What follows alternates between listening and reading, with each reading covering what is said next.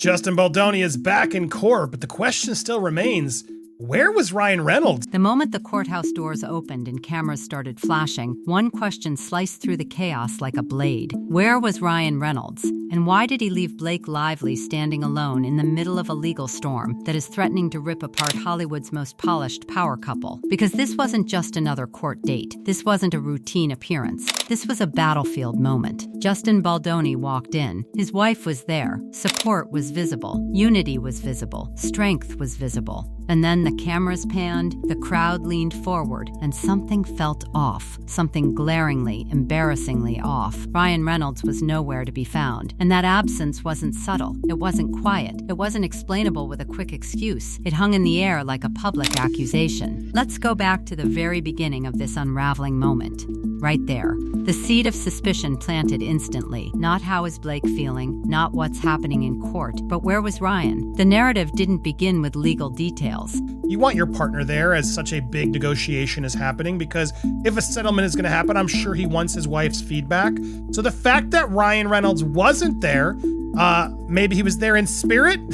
It began with his disappearance. And when a husband who has been described as vocal, involved, angry, protective, and emotionally invested suddenly vanishes during one of the most critical public moments of his wife's legal battle, people don't shrug. They speculate. They whisper. They connect dots that may or may not be there. And once that whisper begins, it spreads like wildfire. Because here's the uncomfortable truth no one wants to say out loud. Powerful men do not miss moments like this unless there's a reason. And when that reason isn't obvious, it becomes suspicious. Justin Baldoni showed up. His wife showed up. Reports described them waiting, supporting, present. It created a visual contrast that was impossible to ignore. Her husband come with her at a work meeting where he was berated, yelled like a maniac, but little Ryan Reynolds was too scared to be in a room where he didn't have any power. Amen. Amen. He loves to terrorize people in private, but that's all public display now. Let's all shed a tear for little Ryan. Unity versus isolation. Support versus silence. And then this landed. Maybe he was there in spirit. In spirit? When negotiations are described as brutal, when tensions are described as explosive, when legal strategies are being calculated and reputations are hanging by threads, spirit doesn't sit at the table. Spirit doesn't whisper advice. Spirit doesn't protect. Presence does. And that absence began to look less like scheduling conflict and more like distance. Strategic distance, emotional distance, protective distance. And then the tone sharpened. Too scared to be in a room where he didn't have power. That line detonated. Because if this absence wasn't accidental, if it wasn't business obligations, if it wasn't travel, then what was it? Fear? Strategy? Reputation management? Was Ryan avoiding a courtroom environment where he couldn't control optics? Where he couldn't influence narrative? Where he couldn't command attention the way he does in interviews and red carpets and carefully crafted social media exchanges? If he's as angry as reported, if he's as involved as described, then why wasn't he standing next to her when the cameras were rolling and the stakes were public? The lack of Ryan Reynolds at the hearing makes me believe there was no chance Blake was ever even going to consider any sort of settlement. Hollywood marriages thrive on image. Blake and Ryan have spent years building the illusion of invincible partnership, the witty banter, the playful trolling, the red carpet dominance, the carefully curated love story that makes headlines feel effortless. They are supposed to be untouchable, unbreakable, united. But courtrooms are not red carpets. And when the illusion cracks even slightly, people don't just notice, they magnify it. Because here's what people started saying quietly. If he truly believed in her case, if he truly stood behind her accusations with full conviction, if he was as furious as insiders have claimed, wouldn't he be front and center? Wouldn't he be seated beside her? Wouldn't he want the world to see that he stands with her in the most public way possible? Instead, he was absent, and that absence became the headline. Then the speculation deepened. Now this changed the narrative entirely, because suddenly the absence wasn't emotional. But what I want to know what you think down below, and why do you think Ryan wasn't there? What is the real? Do you agree with me that Ryan should have been there? if she was taking this seriously. The fact that he wasn't there and everyone else's wives were there. It was strategic. It wasn't about support.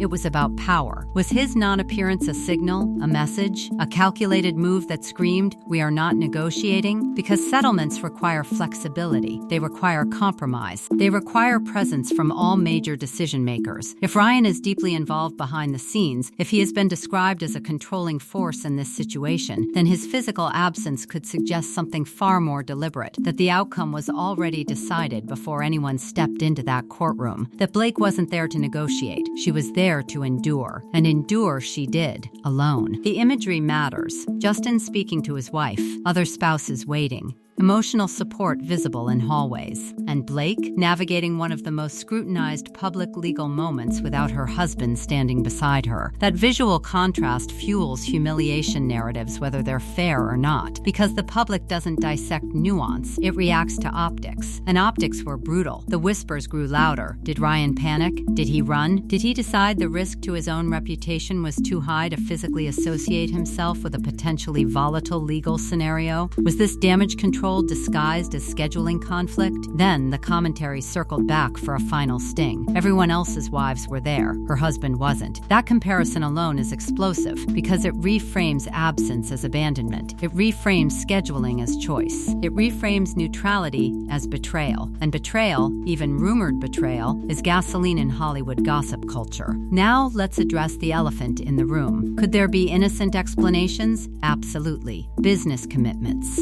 pre-scheduled obligations, legal advice suggesting he shouldn't appear. Any of these could be valid. But gossip doesn't thrive on innocence. It thrives on possibility. And the possibility here is deliciously scandalous. Because if Ryan truly believed the courtroom atmosphere was volatile, if he believed the optics were risky, if he believed that being present could expose him to scrutiny or cross-examination or narrative backlash, then stepping back might not be cowardice. It might be preservation. Preservation of brand, preservation of image, preservation of the carefully crafted perfect couple mythology. And that mythology is fragile. When power couples fracture publicly, the world doesn't react gently. It reacts ravenously. Blake standing alone becomes symbolic. Ryan missing becomes metaphorical. The courtroom transforms into a stage where image, loyalty, pride, and power collide in front of flashing cameras. And in that moment, whether intentionally or not, Ryan Reynolds looked like a man who chose absence over confrontation. Was it panic?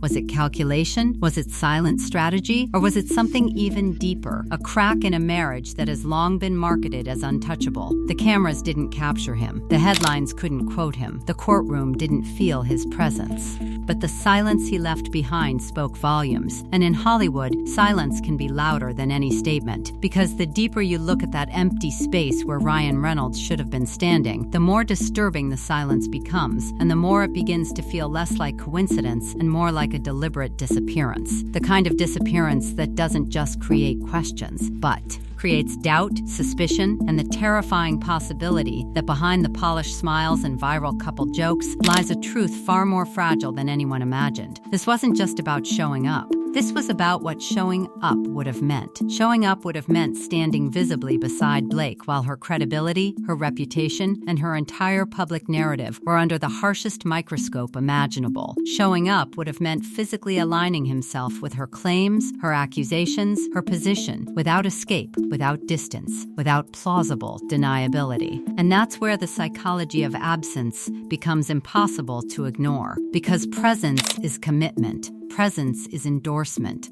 Presence is risk. And absence is protection. Protection from association. Protection from fallout. Protection from being tied to an outcome that no one can fully predict. Ryan Reynolds has spent decades carefully crafting an image that is almost bulletproof. The charming genius, the self-aware superstar, the untouchable brand builder whose public persona feels both authentic and invincible. He is not just an actor, he is a corporation. He is a walking empire built on likability, relatability, and strategic brilliance. He knows optics. He understands perception. He calculates risk in ways most people never even consider, which makes his disappearance from this courtroom moment moment feel less like an accident and more like a decision made somewhere behind closed doors, away from cameras, away from speculation, away from immediate accountability. Because let's be honest about one uncomfortable truth. When powerful people anticipate potential damage, they don't always run toward the fire. Sometimes they step back just far enough to avoid being burned by it. And suddenly, the image of Blake standing alone becomes heavier. Because she wasn't just standing alone physically, she was standing alone symbolically. Every camera that captured her captured the absence beside her. Every photograph silently asked the same question: where is her husband?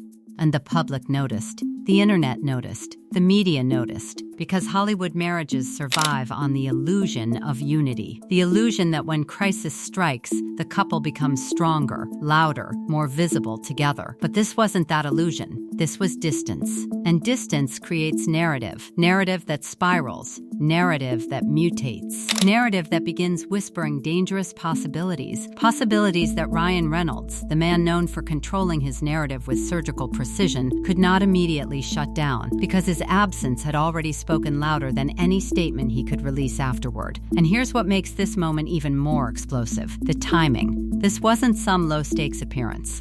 This wasn't a minor inconvenience. This was a legal environment where emotions run high, reputations are vulnerable, and alliances are publicly tested. This was exactly the kind of moment where spouses show solidarity, where presence becomes armor. And yet, Blake walked into that environment without the one person who has publicly presented himself as her fiercest defender, which forces a brutal question no one wants to say out loud. What if his absence wasn't about fear of the courtroom, but fear of association? What if this wasn't panic, but preservation? Because in Hollywood, loyalty and self-preservation exist in constant tension. And when careers worth hundreds of millions of dollars hang in the balance, every move becomes strategic. Ryan Reynolds is not naive. He understands how quickly public perception can turn. He understands how fragile public favor truly is. And perhaps most importantly, he understands that sometimes the most powerful move is not showing strength, but showing distance. Distance creates ambiguity. Ambiguity creates flexibility. Flexibility creates survival. Meanwhile, Blake faced the cameras. Blake faced the speculation. Blake faced the courtroom atmosphere alone. And whether fair or not, that image began to reshape the narrative surrounding both of them. Because suddenly, the invincible Hollywood power couple didn't look invincible anymore. They looked human. They looked vulnerable. They looked uncertain. And uncertainty is the birthplace of gossip. Because once doubt enters the public consciousness, it doesn't leave quietly. It grows. It multiplies. It infects every interpretation, every photograph, every future appearance. People began dissecting everything: his silence, his absence, his lack of visible reassurance, his failure to appear in the exact moment where appearance would have meant everything. Was he advised not to attend? Was he protecting himself legally? Was he protecting his brand? Was he distancing himself emotionally? Or was he simply avoiding a situation where he could no longer control the narrative? Because control has always been Ryan Reynolds' greatest weapon. His humor controls interviews. His social media controls public perception. His carefully timed appearances control the story people believe about him. But courtrooms don't allow that kind of control. Courtrooms expose vulnerability. Courtrooms create unpredictability. Courtrooms remove the protective armor of celebrity and replace it with the cold reality of scrutiny. And maybe, just maybe, that was a risk he wasn't willing to take. Meanwhile, Blake stood there as cameras documented every movement, every expression, every moment of isolation. And in that isolation, something shifted. The public didn't just see Blake Lively, the actress. They saw Blake Lively, the individual, separate from the carefully constructed image of Blake and Ryan, the inseparable unit that has dominated headlines for years. And that separation, even temporary, even circumstantial, created shockwaves. Because once people see separation, they begin imagining permanence. They begin asking questions that once felt unthinkable. Questions about loyalty, questions about unity, questions about what happens behind closed doors when the cameras disappear. Ryan Reynolds didn't need to say anything. His absence became the statement. And Blake didn't need to explain anything. Her solitude became the symbol. Hollywood thrives on illusion, but illusions only survive thrive when reality cooperates. And on that courthouse day, reality did not cooperate. Reality created an image that couldn't be unseen, an image of Blake standing alone while the man who has built an empire on appearing invincible was nowhere in sight. Whether it was panic, whether it was strategy, whether it was preservation, the effect was the same. The illusion cracked. And once cracks appear in Hollywood's most perfect facades, the truth, or at least the speculation, begins pouring through, unstoppable, relentless, and impossible to contain.